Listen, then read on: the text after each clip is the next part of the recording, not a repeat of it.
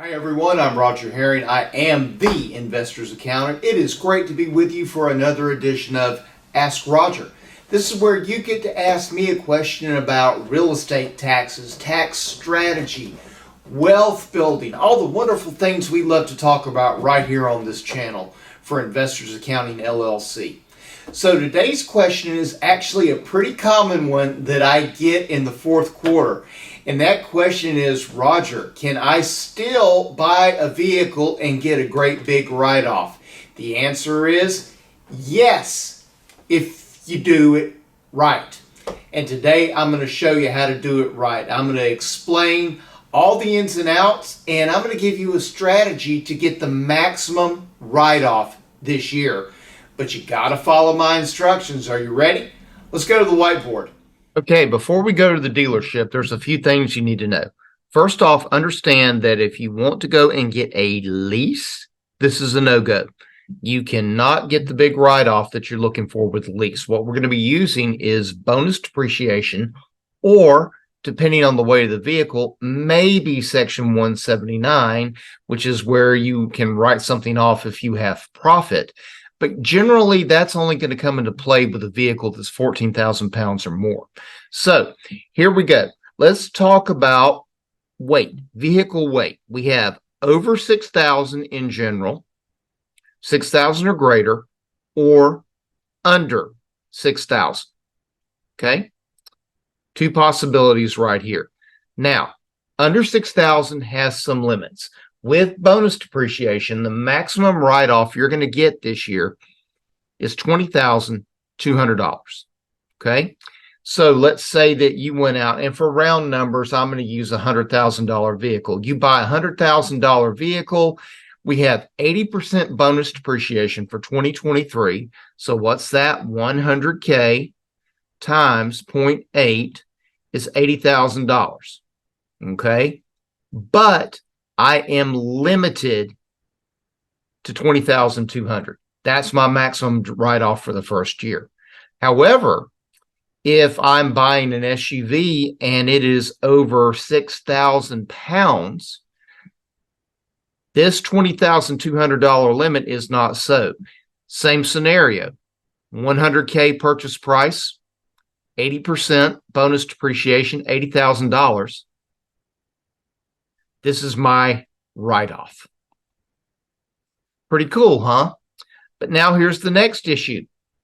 This write-off has a further limit, and it is limited to business use. So what do we have to do? I have to determine number of miles for business,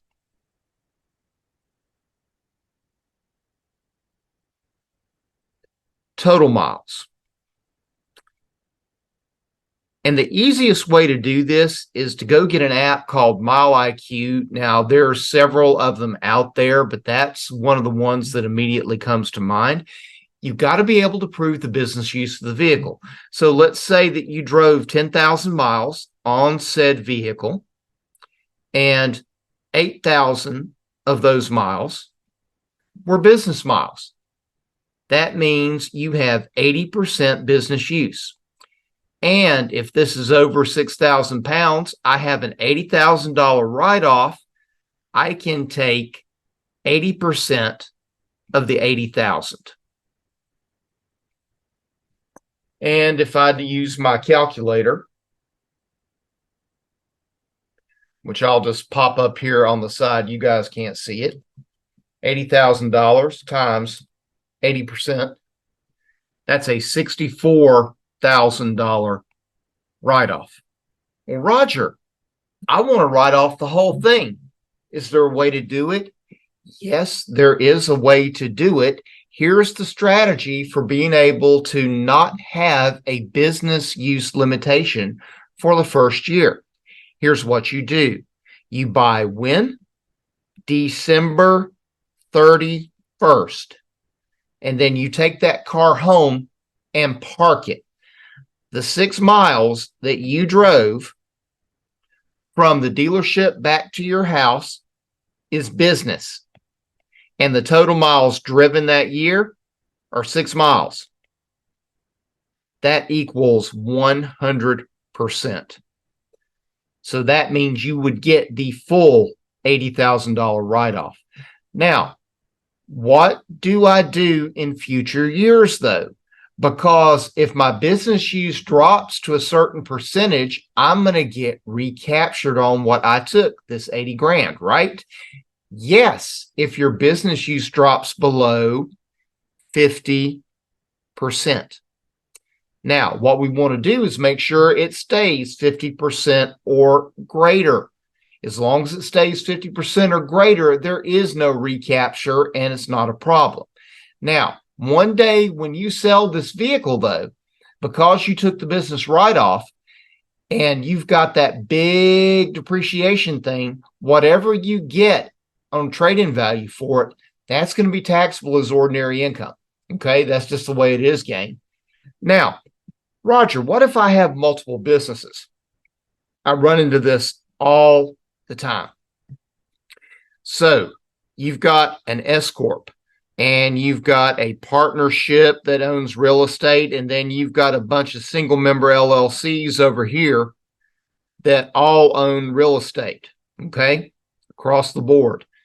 Now, where do you buy it? Okay, you can only have one of these businesses that is where you report the vehicle. And where you would want to do that is where you have the most ordinary income. So that would be in the S Corp. Now, does it need to be in my S Corp's name? Not necessarily. What the IRS cares about, again, is business use. Okay? It can be in your name and you can still write it off in your S Corp as an S Corp asset. They care about business use. But here's the deal. Now you've got multiple businesses. So everything that you do in the S Corp that you're driving for the S Corp is business use. But anything you drive over here in these LLCs is considered personal use. Now you can still take the deduction over here and then write off mileage over here. Okay, there's ways to do that. But you can't let this business use go below 50%. Okay. Now, another advantage to not having it in the name of that S Corp is you're not going to have a commercial insurance policy. But I am not an insurance agent. Double check with whoever you deal with, be it State Farm, USAA, Nationwide, etc. Okay. So here's the deal, guys. Over 6,000 pounds is going to give you the best write-off. Okay. The business use is the key.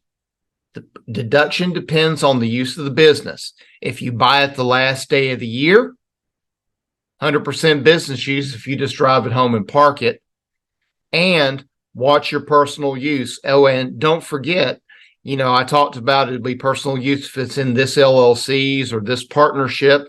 Well, don't forget the time that it is the mom mobile or the dad mobile.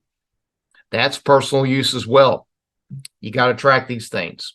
All right, let's go away from the whiteboard and we'll wrap up. So there you have it, gang. You cannot do this as a lease.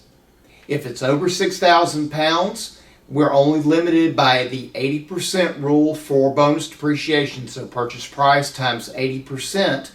If you are under 6,000 pounds, you're limited to that 20K in the first year. Everything depends on how much business use you have. If you follow my last day of the year strategy, you'll be able to get 100% of the purchase price times 80% bonus depreciation. That's the best you're going to do this year. Oh, and you know what? If you didn't want an SUV, there are some cars out there that are actually over 6,000 pounds, but they're mighty expensive. They're made by Rolls-Royce and the like. All right. Till the next time, guys, I can't wait to see you then. Roger out.